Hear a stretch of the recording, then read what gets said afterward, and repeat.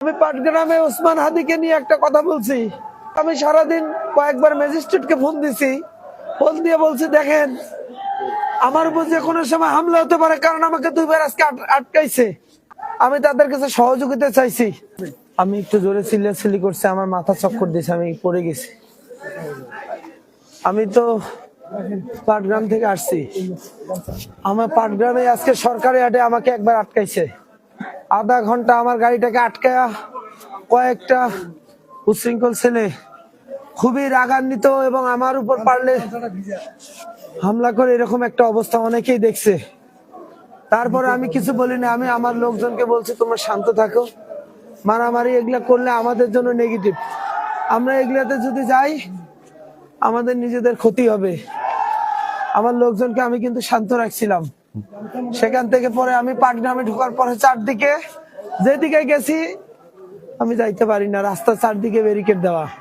এইখানে আসার পরে আমি এই তেলের পাম্প পার হচ্ছে, আমরা চিন্তা করলাম এটা তো আমাদের বাড়ি, এখানে আর সমস্যা কোথায়।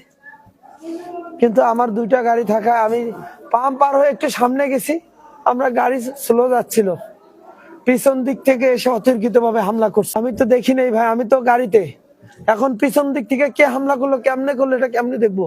আমরা নেমে হচ্ছে যে দৌড়াইছি সবগুলো লোক। এখন কি গুলি মারছে না রামদা দিয়ে কোবাইছে না কি করছে আমি কিছু দেখি নাই। আমরা সবার সাথে নিরপেক্ষ আচরণ করতেছি। দুই একজনকে কালো জ্যাকেট পরা ছিল এবং হলো মাথায় হলো রুমাল, দুই একজন বান্ধা ছিল, কেউ খালি ছিল। এখন পিছনের বাইক গুলো আমাদের যেটা চার পাঁচটা ছিল তার আগে চলে গেছে, এলাকায় চলে আসছি। তো আমরা পাম্পে যে অপেক্ষা করি, চা খাই, মুখ হাত ধুই। আর এইদিকে পিছন থেকে আরো তিনটা বাইক ছিল, অন্য কারো 6 জন ব্যক্তি ছিল, এটা কেউ ফলো করে নাই। ওই তিনটা বাইক ডাইরেক্ট অ্যাটাক করছে রাস্তার উপরে। এখন এটা পরে ওই গাড়িতে শিয়াব ভাই ছিল না, ওই গাড়িতে না থাকার কারণে কোনো ধরনের ক্ষতি হয় না। কিন্তু 4 জন ব্যক্তি আমাদের এতক্ষণ মনে রংপুরে গেছে, গুরুতর আহত তারা। প্রশাসনের দোষ দিও না তোমরা, প্রশাসন ভাইদের কোনো দোষ নাই। ওনাদের ফোন করলে আসতে একটু লেট হতে পারে, প্রশাসনকে কেউ দোষ দিবে না। প্রশাসন জনগণের নিরাপত্তা দেওয়ার জন্য সবসময় থাকে। শিয়াব আমাকে মেরে ফেলার চক্রান্ত করেছে।